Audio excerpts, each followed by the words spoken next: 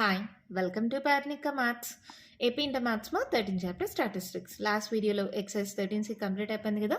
ఈ వీడియోలో multiple choice questions చూద్దాం. ఫస్ట్ వన్ క్వశ్చన్ చూడండి. The range of the following data marks scored by 10 students in mathematics is. ఇక్కడ observations ఇచ్చారు. మా రేంజ్ అంటే ఏంటి? Maximum value minus minimum value. అన్నిట్లోకి మ్యాక్సిమం వాల్యూ ఎంత? 86. మినిమం వాల్యూ ఎంత? 6. 86 మైనస్ 6 ఎంత? 80. సో రేంజ్ 80 అవుతుంది. ఓకేనా. Next second one. In a test match, two batsmen A and B are scored 116,2 and 76,138 in 2 innings respectively. Whose score is more scattered? Scattered అంటే చాలా దూరంగా ఉన్నాయి, more scattered అంటే ఇంకా దూరంగా ఉన్నాయి. 76కి 138తో కంపేర్ చేస్తే 116కి 2కి డిస్టెన్స్ ఎక్కువ కదా. అంటే batsmen A is more scattered. ఈ రెండిటికి మధ్య డిస్టెన్స్ ఎక్కువ ఈ రెండిటితో కంపేర్ చేస్తే, అవునా కాదా? So A is more scattered. Next చూడండి.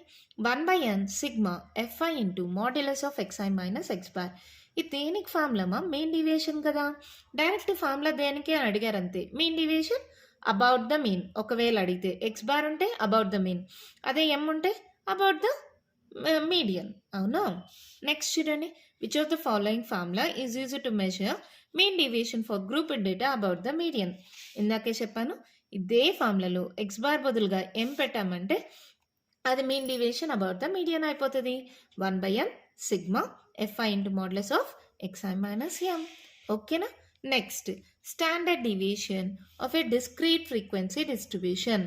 ఫ్రీక్వెన్సీ అంటే FI ఉండాలి, అవునా. తర్వాత స్టాండర్డ్ డీవియేషన్ అన్నారు అంటే రూట్. మొత్తం అంతా రూట్ లోపలే ఉండాలి మా. సో ఇది 1/n అనేది బయట ఉంది, ఇది కాదు. అసలు ఎన్నే లేదు 1/n, సో ఇది కూడా కాదు. మళ్ళీ ఇక్కడ చూడండి. ఇక్కడ స్టాండర్డ్ డీవియేషన్ అంటే XI minus X bar whole square ఉండాలి, ఇక్కడ హోల్ స్క్వేర్ లేదు, సో ఇది కూడా కాదు. సో మన ఆప్షన్ ఏంటి? 1/n sigma FI into XI minus X bar whole square. డైరెక్ట్గా ఫార్ములా తెలుసు కదమ్మా మీకు. కంపేర్ చేసుకోండి ఎక్కడ మీకు కరెక్ట్ ఫార్ములా ఉంది అని. ఫస్ట్ ఫార్ములా రాసేసుకోండి, అది ఏ ఆప్షన్లో ఉందో చూసుకోండి, ఈజీ అవుతుంది కదా.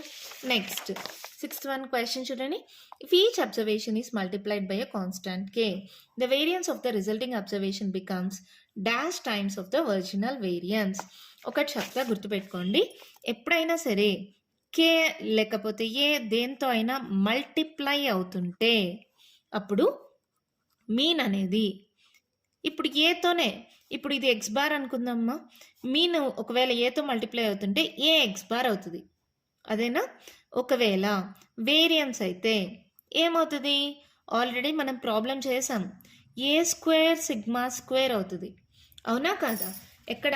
ఎక్సైజ్ 13Cలో 4th ప్రాబ్లమ్మా. X బార్ ఉంటే ఏతో మల్టిప్లై అవుతుంటే ఏ X బార్ అవుతుంది, వేరియన్స్ అయితే ఏ స్క్వేర్ సిగ్మా స్క్వేర్ అవుతుంది. ఇక్కడ మీన్కి వేరియన్స్కి ఇలా వస్తుంది మల్టిప్లై అయినప్పుడు, అవునా. ఇక్కడ ఏ ప్లేస్లో మనకి ఇక్కడ K ఇచ్చారు అంటే మీన్ అయితే ఏమవుతుంది? KX బార్ అవుతుంది. వేరియన్స్ ఏమవుతుంది? K స్క్వేర్ సిగ్మా స్క్వేర్ అవుతుంది. ఇక్కడ వాళ్ళు ఏమిచ్చారు? వేరియన్స్ అన్నారు, దేంతో మల్టిప్లై అవుతుంది? K square.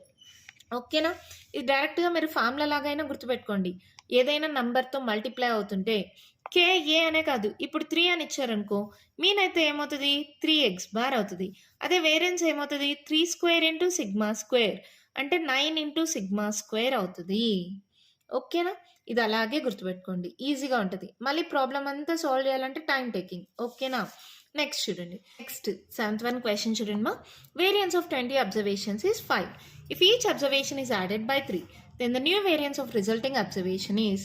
ఇక్కడ చేయనక్కర్లేదు మా, ఏదైనా నంబర్ యాడ్ అవుతోంది అంటే వేరియన్స్ అయితే మారదు. ఎందుకని? వేరియన్స్కి ఫార్ములా ఏంటి? Sigma XI minus X bar whole square by N. ఇక్కడ XIకి 3 అనేది యాడ్ అవుతుంది అంటే ఏమవుతుంది? XI ప్లస్ 3 అవుతుంది.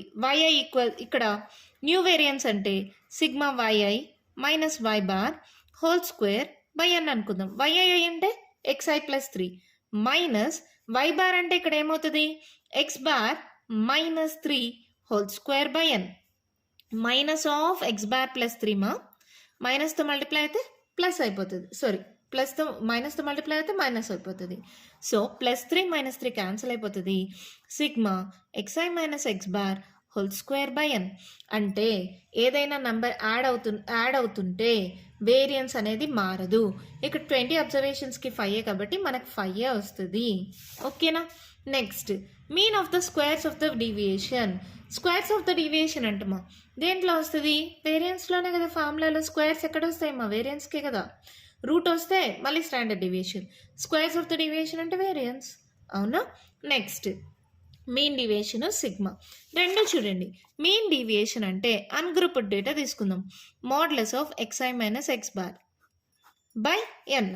అదే ఇక్కడ స్టాండర్డ్ డీవియేషన్ అంటే root of xi minus x bar whole square by N. అంటే హోల్ స్క్వేర్ అవుతుంది. అవునా. హోల్ స్క్వేర్ అవుతుంది అంటే ఏంటి? వాల్యూ పెద్దది. So mean deviation is less than equals to sigma. ఈ రెండిట్లో చూడండి మా xi minus x bar modulus ఉంటే ప్లస్ అయిపోతుంది. ఓకే, కానీ ఇక్కడ హోల్ స్క్వేర్ అవుతుంది. ఎప్పుడు మీన్ డీవియేషన్ కన్నా సిగ్మా అనేది పెద్దగా ఉంటుంది. ఈక్వల్గా కూడా ఉండొచ్చు. So mean deviation is less than equals to sigma. Next the sum of 10 items is 12 and the sum of their squares is 18. The standard deviation is. ఇది సింపుల్గా సాల్వ్ చేయొచ్చు. సొల్యూషన్ ఇక్కడే చేస్తున్నా చూడండి. 10 ఐటమ్స్ అన్నారు. n equals to 10. Sum of 10 items is అంటే sigma xi ఎంత అన్నారు? 12.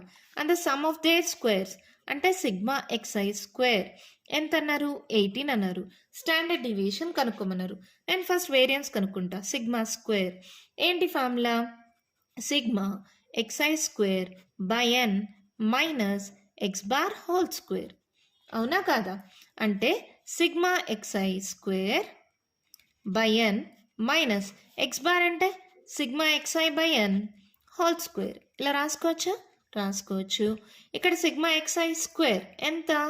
18 అంట. బై ఎన్ అంటే ఎంత? 10 అంట. Minus sigma xi 12. ఎన్ ఎంత? 10 హోల్ స్క్వేర్. క్యాన్సిల్ చేసుకుందామా?